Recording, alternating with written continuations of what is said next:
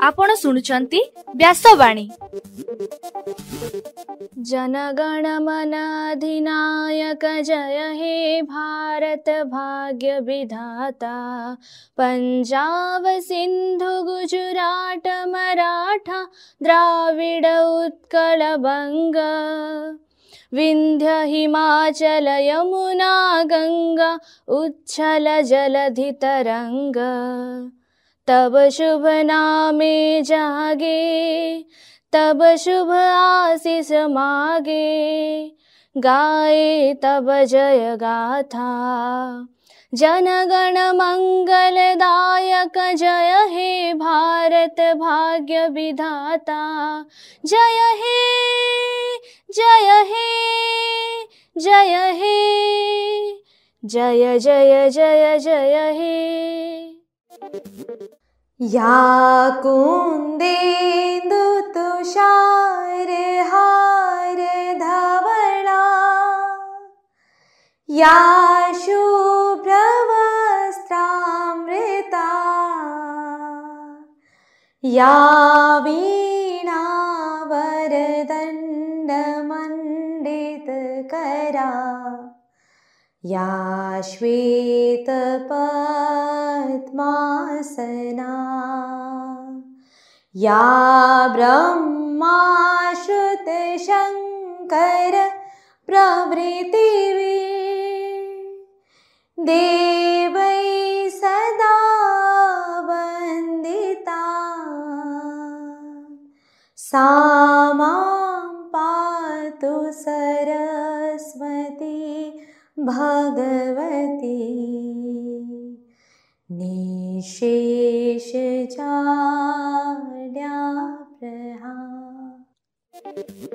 नमस्कार, व्यासवाणी खबर सहित मु मानस। प्रथमे मुख्य खबर।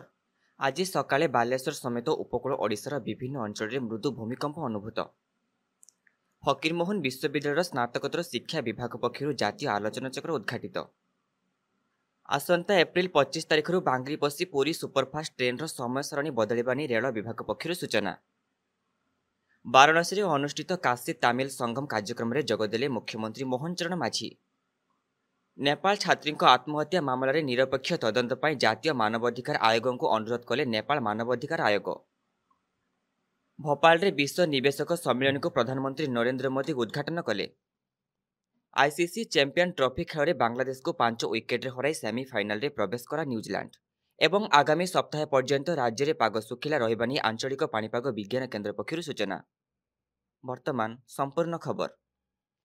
आज सकाळे ओडिशार विभिन्न अंचल में मृदु भूमिकंप अनुभूत होईछि।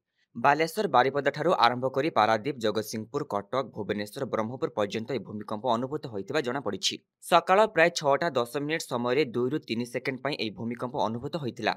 पुरी 286 किलोमीटर, भुवनेश्वर 297 किलोमीटर एवं ब्रह्मपुर ठारू 394 किलोमीटर दूर बंगोपसागर में यह भूमिकंप सृष्टि होइतिला। रिक्टर स्केल रे भूमिकंपर तीव्रता 5.1 थिबा भारत सरकार द्वारा परिचालित भूमिकंप जातीय केन्द्र पक्षर सूचना दिया जायछि। भूमिकंप प्रभाव में कौनसी क्षयक्षति घटी नहीं। तेबे समुद्र भितर भूमिकंप सृष्टि होइतिबारु उच्च ज्वार आसिबा नहीं आशंका करा जाउछि।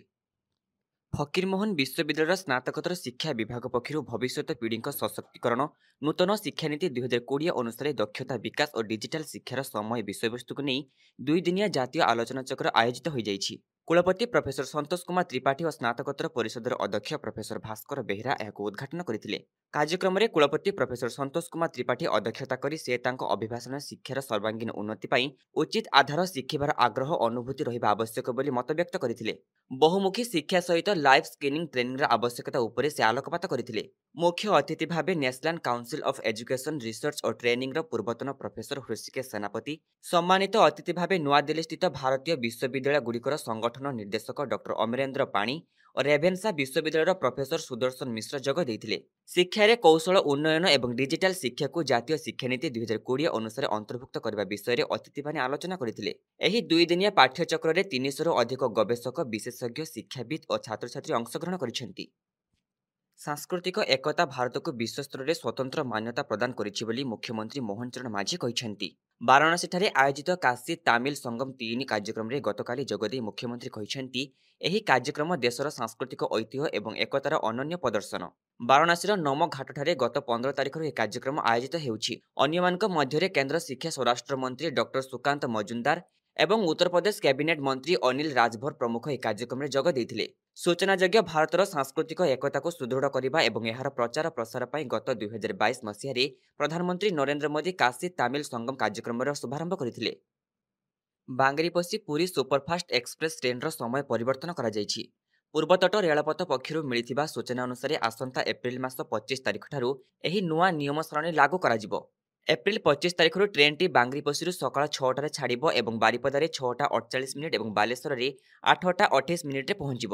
ଟ୍ରେନ୍ଟି ସର, ଭଦ୍ରକ, ଯାଜପୁର ରୋଡ୍ ଦେଇ କଟକରେ ପୂର୍ବାହ୍ନ 11ଟା 8 ମିନିଟ୍ରେ ପହଞ୍ଚିବ ଏବଂ ଭୁବନେଶ୍ୱରଠାରେ 11ଟା 55 ଏବଂ ପୁରୀରେ ମଧ୍ୟାହ୍ନ 1ଟା 30 ମିନିଟ୍ରେ ପହଞ୍ଚିବ। ପୁଣି ଉକ୍ତ ଟ୍ରେନ୍ଟି ଅପରାହ୍ନ 2ଟା 15 ମିନିଟ୍ରେ ପୁରୀରୁ ଛାଡ଼ି ବାଙ୍ଗିରିପୋଷି ଫେରିବ ବୋଲି ରେଳବାଇ ପକ୍ଷରୁ ସୂଚନା ଦିଆଯାଇଛି। ଏଠାରେ ସୂଚନାଯୋଗ୍ୟ, ବର୍ତ୍ତମାନ ଟ୍ରେନ୍ଟି ବାଙ୍ଗିରିପୋଷିରୁ 4ଟା 20 ମିନିଟ୍ରେ ଛାଡ଼ି ପୁରୀରେ ଦିନ 11ଟା 5 ମିନିଟ୍ ସମୟରେ ପହଞ୍ଚୁଛି। କିଟ୍ ବିଶ୍ୱବିଦ୍ୟାଳୟରେ ନେପାଳ ଛାତ୍ରୀ ପ୍ରକୃତି ଲାମସରଙ୍କ ମୃତ ଶରୀର ହଷ୍ଟେଲରୁ ମିଳିଥିବା ଘଟଣା ଏବଂ ଛାତ୍ରଛାତ୍ରୀଙ୍କ ସହ ହୋଇଥିବା କଥିତ ଅତ୍ୟାଚାର ଓ ଦୁର୍ବ୍ୟବହାର ଆଦିର ନିରପେକ୍ଷ ଭାବରେ ତଦନ୍ତ କରିବା ପାଇଁ ଭାରତୀୟ ଜାତୀୟ ମାନବାଧିକାର ଆୟୋଗଙ୍କୁ ଅନୁରୋଧ କରାଯାଇଛି। କିଟ୍ ଛାତ୍ରୀଙ୍କ ମୃତ୍ୟୁ ଏବଂ ନେପାଳୀ ଛାତ୍ରଛାତ୍ରୀଙ୍କୁ ମାଡ଼ ମାମଲାରେ ତଦନ୍ତ ପାଇଁ ନେପାଳ ରାଷ୍ଟ୍ର ମାନବାଧିକାର ଆୟୋଗ ପକ୍ଷରୁ ଭାରତୀୟ ଜାତୀୟ ମାନବାଧିକାର ଆୟୋଗଙ୍କୁ ପତ୍ର ଲେଖାଯାଇଛି। ନେପାଳ ମାନବାଧିକାର ଆୟୋଗଙ୍କ ଉପସଚିବ ଶ୍ୟାମବାବୁ କାଫଲେଙ୍କ ଦସ୍ତଖତରେ ଏହା ପାଇଁ ପ୍ରେସ୍ ବିଜ୍ଞପ୍ତି ପ୍ରକାଶ ପାଇଛି। ପୀଡ଼ିତାଙ୍କୁ ନ୍ୟାୟ ଦେବା ସହ ସେଠାରେ ପଢୁଥିବା ନେପାଳ ଛାତ୍ରଛାତ୍ରୀଙ୍କୁ ସମ୍ପୂର୍ଣ୍ଣ ନିରାପତ୍ତା ପ୍ରଦାନ ନିମନ୍ତେ ଅନୁରୋଧ କରାଯାଇଛି। ଛାତ୍ରଛାତ୍ରୀଙ୍କ ଅଭିଯୋଗରେ ନେପାଳ ମାନବାଧିକାର ଆୟୋଗ ଘଟଣାର ତଦନ୍ତ ପାଇଁ ଅନୁରୋଧ କରିଥିବା ଜଣାପଡ଼ିଛି। ଗତକାଲି ଭୋପାଳରେ ବିଶ୍ୱ ନିବେଶକ ସମ୍ମିଳନୀକୁ ପ୍ରଧାନମନ୍ତ୍ରୀ ନରେନ୍ଦ୍ର ମୋଦି ଉଦ୍ଘାଟନ କରିଛନ୍ତି। ଭୋପାଳର ଇନ୍ଦିରା ଗାନ୍ଧୀ ରାଷ୍ଟ୍ରୀୟ ମାନବ ସଂଗ୍ରହାଳୟର ଆୟୋଜିତ ଗ୍ଲୋବାଲ ନିବେଶକ ସମ୍ମିଳନୀରେ ଭାରତ ଏବଂ ବିଦେଶର ନିବେଶକମାନେ ଏକତ୍ରିତ ହୋଇଛନ୍ତି, ଯେଉଁଥିରେ ଏହି 2 ଦିନିଆ ବିଶ୍ୱ ନିବେଶକ ସମ୍ମିଳନୀରେ ପ୍ରଥମ ଦିନରେ ବିଭିନ୍ନ କମ୍ପାନୀ, ଉଦ୍ୟୋଗୀ ଏବଂ ସରକାରଙ୍କ ମଧ୍ୟରେ 3,80,000 କୋଟି ଟଙ୍କାରୁ ଅଧିକ ମୂଲ୍ୟର ବୁଝାମଣାପତ୍ର ସ୍ୱାକ୍ଷରିତ ହୋଇଛି। ପ୍ରଥମ ଦିନରେ ଆଦାନୀ ଗ୍ରୁପ୍ 1.10 ଲକ୍ଷ କୋଟି ଟଙ୍କା ନିବେଶ କରିଥିବା ନେଇ କୁହାଯାଇଥିବା ବେଳେ ରିଲାଏନ୍ସ ଇଣ୍ଡଷ୍ଟ୍ରି ଜୈବ ଇନ୍ଧନର 60,000 କୋଟି ଟଙ୍କା ନିବେଶ କରିବ। ଦୁବାଇରେ ଆଇସିସି ଦିନିକିଆ ଚାମ୍ପିୟନ୍ ଟ୍ରଫି ପ୍ରତିଯୋଗିତାରେ ଗତକାଲି ନ୍ୟୁଜିଲାଣ୍ଡ ବାଂଲାଦେଶକୁ 5 ୱିକେଟ୍ରେ ପରାସ୍ତ କରିଛି। ବାଂଲାଦେଶ ନିର୍ଦ୍ଧାରିତ 5 ଓଭରରେ 9ଟି ୱିକେଟ୍ ହରାଇ 236 ରନ୍ କରିଥିବା ବେଳେ ନ୍ୟୁଜିଲାଣ୍ଡ ରଚିନ୍ ରବୀନ୍ଦ୍ରଙ୍କ ଶତକ ବଳରେ ବିଜୟୀ ଲକ୍ଷ୍ୟ ହାସଲ କରିନେଇଥିଲା। ନ୍ୟୁଜିଲାଣ୍ଡର ବିଜୟ ସହିତ ଉଭୟ ନ୍ୟୁଜିଲାଣ୍ଡ ଓ ଭାରତ ଗ୍ରୁପ୍ ଏରୁ ସେମିଫାଇନାଲ୍ ପାଇଁ ଯୋଗ୍ୟତା ଅର୍ଜନ କରିନେଇଛନ୍ତି। ବର୍ତ୍ତମାନ ପାଣିପାଗ ଖବର। ରାଜ୍ୟରେ ଆସନ୍ତା 4 ଦିନ ଯାଏଁ ପାଗ ମୁଖ୍ୟତଃ ଶୁଖିଲା ରହିବ ଏବଂ ଏହାପରେ ରାତ୍ରିର ତାପମାତ୍ରା 3 ଡିଗ୍ରୀ ବଢ଼ିବା ନେଇ ଆଞ୍ଚଳିକ ପାଣିପାଗ ବିଜ୍ଞାନ କେନ୍ଦ୍ର ପକ୍ଷରୁ ପୂର୍ବାନୁମାନ କରାଯାଇଛି। ସୂଚନା ଅନୁସାରେ ରବିବାର ଫୁଲବାଣୀର ରାତ୍ରି ତାପମାତ୍ରା ସବୁଠାରୁ କମ୍ 12.5 ଡିଗ୍ରୀ ସେଲସିୟସ୍ ରେକର୍ଡ କରାଯାଇଥିଲା। ସେହିଭଳି ସୁନ୍ଦରଗଡ଼ରେ 15.3, ଭବାନୀପାଟଣାରେ 15.5, ଅନୁଗୁଳରେ 15.6 ଡିଗ୍ରୀ ଥିଲା। ଗତକାଲି ବୌଦ୍ଧ ଓ ପାରଳାଖେମୁଣ୍ଡିରେ ଦିନ ତାପମାତ୍ରା ସର୍ବାଧିକ 36 ଡିଗ୍ରୀ ସେଲସିୟସ୍ ରେକର୍ଡ କରାଯାଇଛି। ଏବେ ଆସନ୍ତୁ ଶୁଣିବା ଆଜିର ସ୍ୱାସ୍ଥ୍ୟବାଣୀ। ଏଥିରେ ଶୁଣନ୍ତୁ ପିଲାମାନଙ୍କଠାରେ ଏଲାର୍ଜିର ଲକ୍ଷଣ ଏବଂ ପ୍ରତିକାର ସମ୍ପର୍କରେ। ଆଲର୍ଜି ଏକ ପ୍ରମୁଖ ସ୍ୱାସ୍ଥ୍ୟ ସମସ୍ୟା। ଆଲର୍ଜି ସବୁ ବର୍ଗର ଲୋକଙ୍କ ପାଖରେ ଦେଖାଦେଇଥାଏ। ବିଶେଷ କରି ଶିଶୁମାନଙ୍କ କ୍ଷେତ୍ରରେ ଅଧିକ ଦେଖାଦେଇଥାଏ, କାରଣ ଶିଶୁମାନେ ଖାଇବା, ପିଇବା ଏବଂ ପରିଚ୍ଛନ୍ନତା ଉପରେ ବିଶେଷ ଧ୍ୟାନ ଦେଇନଥାଏ। ସ୍ୱାସ୍ଥ୍ୟ ବିଶେଷଜ୍ଞଙ୍କ ମତ ଅନୁସାରେ ଏଥିରେ ଆକ୍ରାନ୍ତ ହେଲେ ଦେହ କୁଣ୍ଡେଇ ହୁଏ, ଲାଳ ଜାତୀୟ ଖାଦ୍ୟ ଖାଇଲେ ଏହି ରୋଗ ଦେଖାଦେଇଥାଏ। ଏହି ରୋଗଠାରୁ ଦୂରେଇ ରହିବା ପାଇଁ ବଜାରରେ ବିଭିନ୍ନ ପ୍ରକାରର ଔଷଧ ଉପଲବ୍ଧ ରହିଛି। ଏଥିସହ କିଛି ଘରୋଇ ଉପଚାର ମଧ୍ୟ ରହିଛି। ସେଗୁଡ଼ିକ ହେଲା ଖାଦ୍ୟପେୟରେ ପରିବର୍ତ୍ତନ କରନ୍ତୁ, ଅଣ୍ଡା ଜାତୀୟ ଖାଦ୍ୟ ଖାଆନ୍ତୁ ନାହିଁ, ଲୁଣି ମାଛଠାରୁ ଦୂରେଇ ରୁହନ୍ତୁ, ଥଣ୍ଡା ଜାତୀୟ ଖାଦ୍ୟ ଯଥା ଦହି, କୋଲ୍ଡ ୱାଟର, କୋଲ୍ଡ ଡ୍ରିଙ୍କ୍ସ, କାକୁଡ଼ି ଆଦି ଆଦୌ ଖାଆନ୍ତୁ ନାହିଁ, ଲାଳ ଜାତୀୟ ଖାଦ୍ୟ ଖାଆନ୍ତୁ ନାହିଁ। ଏହିସବୁ ଉପାୟ ଅବଲମ୍ବନ କଲେ ଏଲାର୍ଜି ଠାରୁ ଦୂରେଇ ରହିପାରିବେ। ସଚେତନ ରୁହନ୍ତୁ ଏବଂ ସୁସ୍ଥ ରୁହନ୍ତୁ।